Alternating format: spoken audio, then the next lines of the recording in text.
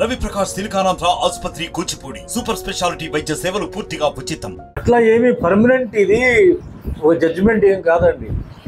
ప్రజలు వాళ్ళు అన్నిటికీ వాళ్ళు ఫ్లెక్సిబుల్గా ఉన్నారు, జనాలు వస్తున్నారు, ప్రతి యాక్టర్ వస్తే జనాలు వస్తున్నారు, వింటున్నారు. బట్ నేను జనాలు వస్తే నేను నమ్మను. నేను మనిషి వ్యక్తిగతంగా జాతకం నమ్ముతాను, కానీ నేను జనాలు ఇవన్నీ చాలా చూశాను. నా దగ్గర నేను 60 సంవత్సరాల నుంచి తమిళనాడు పాలిటిక్స్, కర్ణాటక పాలిటిక్స్ చూస్తూనే ఉన్నాను. వాటిల్లో యాక్టర్స్ వస్తున్నప్పుడు రియాక్షన్స్ అవి కూడా చూశాను. ఓటమి గెలుపు ఇవన్నీ చూసాను. రకరకాల ఉంది. సో జనాల్ని చూసి జనాల మాటలు నమ్మే చేయడం కాదు.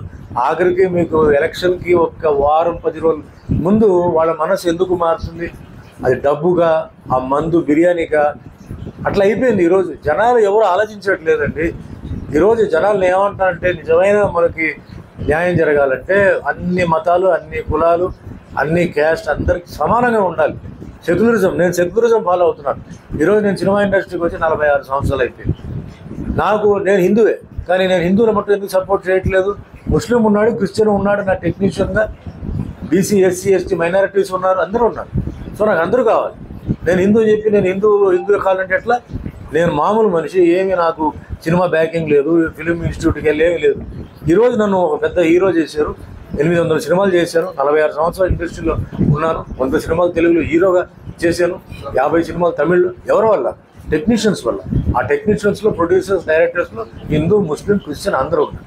కాబట్టి నాకు అందరికీ న్యాయం జరగాలి, అందరికీ ఇది అవ్వాలి. సరే, ఈ పాయింట్ పక్కన పెడితే ఇప్పుడు ఈ మధ్య సినిమా ఆర్టిస్టులు ఎలా వస్తారు, ఎందుకు వస్తారు, ఎలా గెలుస్తారు? గెలిచారుగా. మరి వైఎస్ఆర్సీపీలో రోజా మరి గెలిచి మరి ఆవిడ మినిస్టర్ అయిందిగా. అవుతారు. ఆ టైము, సందర్భం, జాతకాన్ని బట్టి అవుతారు. అవ్వకూడదు ఏం లేదు, అవ్వాలని కూడా రూల్ ఏం లేదు. సీఎం అన్నప్పుడు అక్కడ తేడా వస్తుంది. మినిస్టర్, ఎమ్మెల్యే, ఎంపీ అవుతారు. సీఎం అవడానికి అదృష్టం కావాలి. చాలా అంటే నిజంగా రాజయోగం ఉంటేనే, అంటే ఒక ఎన్టీఆర్ గారికి, ఎంజీఆర్ గారికి ఆ విధంగా. దాని తర్వాత ఎవరికి రాలా.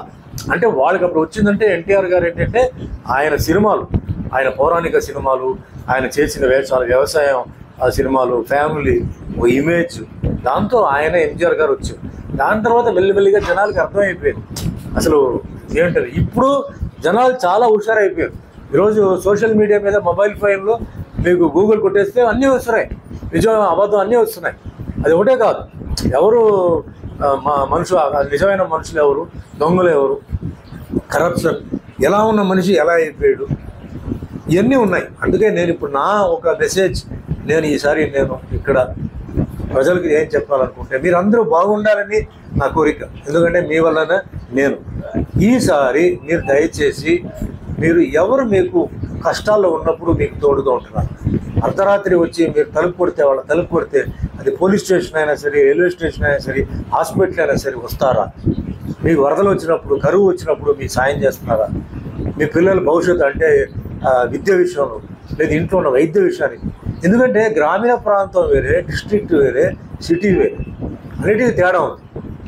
కాబట్టి మీకు అంటే అక్కడ మతం, కులం దయచేసి చూడబాక. మీకు ఎవరు పనిచేస్తారు, మీ ఊరిని ఎవరు చూసుకుంటారు, గ్రామీణ ప్రాంతానికి మీ ఊరిని ఎవరు చూసుకుంటారు, ఎవరికి తెలివితేటలు ఉంది. మీరు అందరూ వచ్చేసి మీరు ఏదో పార్టీ సీఎం అంటారు, మీరు సీఎం దగ్గరికి వెళ్ళగలుగుతారా? ఆడు వెళ్ళే గేట్ దగ్గరే ఉంటారు మీరు. కానీ ఈయన్ని మీరు వెళ్ళి అడగచ్చు, ఏమయ్యా నాకు అది చేస్తా ఉన్నాం, ఏమైంది, చేసి పెట్టంటే చేసి పెడతారు.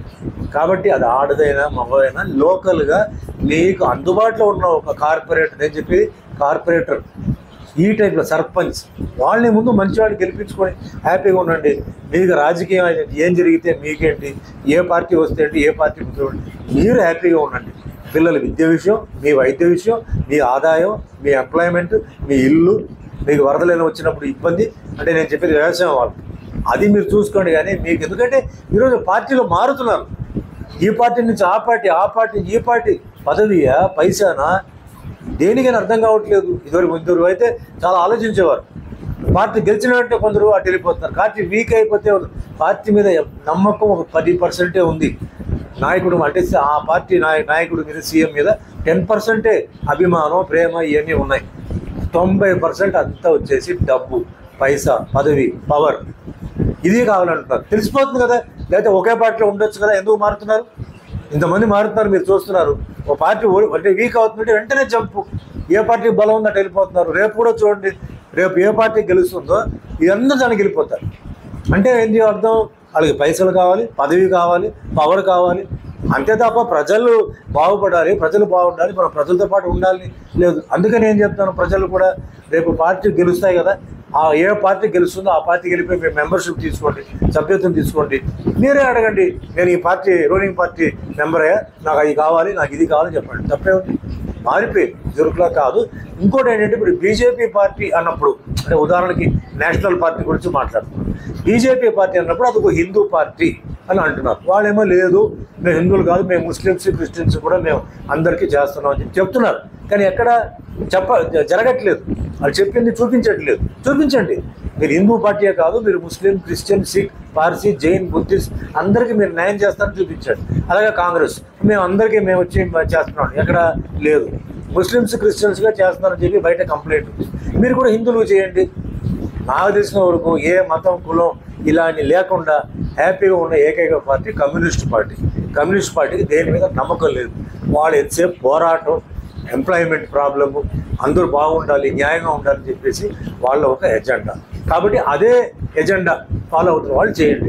లేదు మాకు ఇదే కావాలి అనుకుంటే మీరు ఇదే మీరు చేయండి. అంటే ఈరోజు ఇంకా ఎలక్షన్కి ఇంకా అంటే పోలింగ్కి ఇంకా 1 month ఉంది. ఇప్పుడు ఏప్రిల్ ఈరోజు 12, మే 12, 13, 14కి వస్తున్నాయి. నా లెక్కల ప్రకారం ఏంటంటే బీజేపీకే ఎక్కువ వస్తాయి అని ఓవరాల్గా తీసుకున్నప్పుడు. కానీ బీజేపీ పార్టీని కంట్రోల్ చేసేది, బీజేపీ స్టీరింగ్ తిప్పేది, బీజేపీని అలా కంట్రోల్లో పెట్టేది ఐఎన్డిఏ పార్టీ అవుతుంది. పేరుకి బీజేపీ సీట్స్ అన్నీ వస్తాయి వాళ్ళకి ఎందుకంటే వాళ్ళకే కనపడుతున్నాయి, ఎక్కువ ఉన్నాయి. కానీ అవన్నీ కంట్రోల్ చేసేది ఎవరంటే వీళ్ళే కంట్రోల్ చేస్తారు. ఇది నా ఒపీనియన్ అండి, పర్సనల్ ఒపీనియన్. చాలా కారణాలు ఉన్నాయి. ఎందుకంటే మళ్ళీ అదే పాయింట్కి వస్తున్నాను.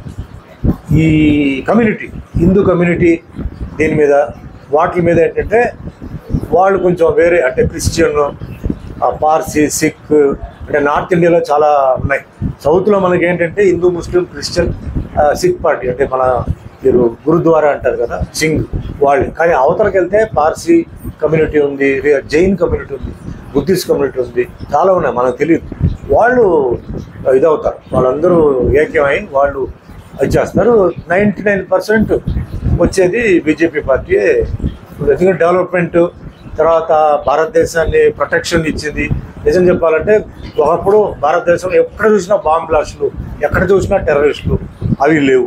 సో డెవలప్మెంట్ తీసుకుంటే చాలా వరకు ఐటీ డెవలప్మెంట్ కానీ అన్ని రకంగా బాగానే ఉన్నాయి. ఎంప్లాయ్మెంట్ విషయం కూడా ఓకే. ఎంప్లాయ్మెంట్ విషయంలో నేను ఎందుకు ఓకే అంటున్నానంటే, ఇప్పుడు మోడీ గారు ఆ సిఐఏ అని చెప్పేసి ఆయన ఇంట్రొడ్యూస్ చేశారు. అది కొందరు సపోర్ట్ చేస్తున్నారు, కొందరు సపోర్ట్ చేయట్లేదు. నేను ఒక్క కారణం ఎందుకు సపోర్ట్ చేస్తున్నానంటే, ఈరోజు మనకి ప్రాబ్లం దేనివల్ల ఉందంటే, ఇప్పుడు బార్డర్ నుంచి, విదేశాల నుంచి చాలామంది వస్తున్నారు. వచ్చి ఇక్కడ duplicate Aadhaar card, duplicate ID card తీసుకొని వాళ్ళు ఉద్యోగాల్లో చేరిపోతున్నారు. మన భారతీయులకు రావాల్సిన ఉద్యోగాలు వాళ్ళకి వెళ్ళిపోతున్నాయి. ఇప్పుడు 140 కోటి బాధితులు ఉన్నారు. వాటిలో ఎంతోమందికి అన్ఎంప్లాయ్మెంట్ ఉంది. వాళ్ళు ఇక్కడ సిన్సియర్గా చదువుకొని పాపం తల్లిదండ్రులు కష్టపడి పెంచి చదివించి వాళ్ళకి అన్నీ నేర్పిస్తే, వీళ్ళు పక్క రాష్ట్రం నుంచి లోపల దూరి ఈ డూప్లికేట్ ఆధార్ కార్డు అవన్నీ చేసి ఇక్కడ వచ్చేసి వాళ్ళ ఎంప్లాయ్మెంట్లు కూర్చుంటున్నారు. అది అలాంటిది జరగకూడదు. అందుకే నేను సపోర్ట్ చేస్తున్నాను. మన భారతీయులకి జరగాలి. ఇప్పుడు ఐటీ కంపెనీ వచ్చింది, ఐటీ కంపెనీ రావడంతో ఇప్పుడు ఏమైంది, సౌత్ వాళ్ళందరూ నార్త్లో పోయి పనిచేస్తున్నారు. ఐటీ కంపెనీలో నార్త్ వాళ్ళు సౌత్లో వస్తున్నారు. మొత్తానికి భారతీయులందరూ హ్యాపీగా ఉన్నారు. సౌత్ నార్త్ ఆ ఫీలింగ్ అన్ని పోయింది, బాగానే ఉన్నారు.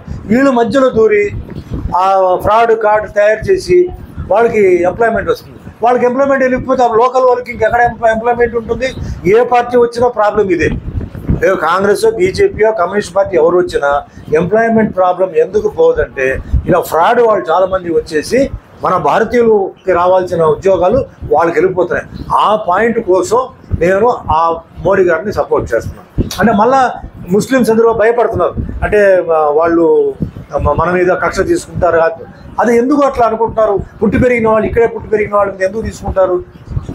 దూరం నుంచి వచ్చి ఇలా ఫ్రాడ్ చేసే వాళ్ళు మనం ఆపాలి కదా. మనం వాళ్ళని వదిలేస్తే ఎట్లా? అదే మనం వాళ్ళ ఊరికి వెళ్ళిపోయి వాళ్ళ ఎంప్లాయ్మెంట్లో పోయి మనం కూర్చుంటే వాళ్ళు ఊరుకుంటారా?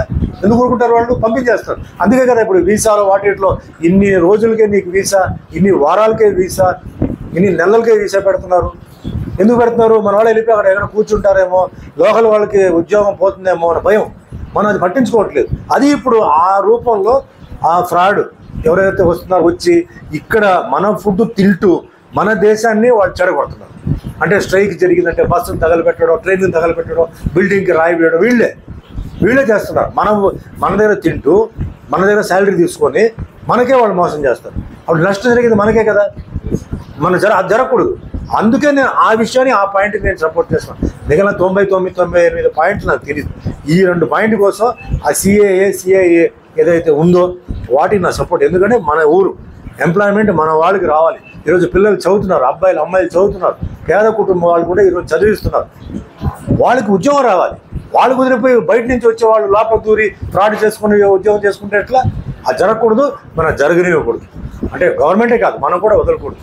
వాళ్ళు ఏదో వచ్చి వేరే ఏదైనా వాళ్ళు వ్యాపారం చేసుకుని వెళ్ళిపోవాలి. మనల్ని ఎట్లా వాళ్ళు తరిమేస్తున్నారు, విదేశాలకు వెళ్ళిపోయి ఇన్ని రోజులే ఉండాలి, ఇన్ని సంవత్సరాలు ఉండాలి, అలా మనం కూడా పెట్టాలి. వీళ్ళు ఏం చేస్తారు? అలా కాకుండా మెల్లిగా దూరి పర్మనెంట్గా ఆధార్ కార్డు తీసుకొని ఇక్కడే సెటిల్ అయిపోయి ఇట్లా ఉద్యోగాలంతా దోపేస్తున్నారు వాళ్ళు. అది జరగకూడదు. దానికోసం నా సపోర్ట్ డెఫినెట్గా, అలాంటి వాటికి నా సపోర్ట్ ఎప్పుడూ ఉంటుంది. అదే మరిన్ని వీడియోస్ కోసం ఛానల్ ని సబ్స్క్రైబ్ చేయండి. లేటెస్ట్ అప్డేట్స్ కోసం వాట్సాప్ ఛానల్ ని ఫాలో చేయండి. అండ్ లింక్ డిస్క్రిప్షన్ లో ఉంది.